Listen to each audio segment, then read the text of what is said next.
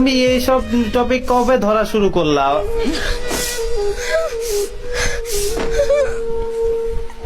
রাজীব বেগম জানোয়ার এরকম থাকে।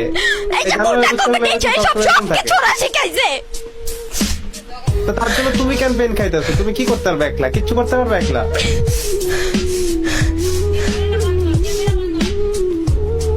কমিউনিটির দোষ, যারা ম্যানুপুলেট করে ওদের দোষ। তুমি একলা কি করবে এখানে? তুমি কেন পেন খাইতেছো? হয়ে আসছে।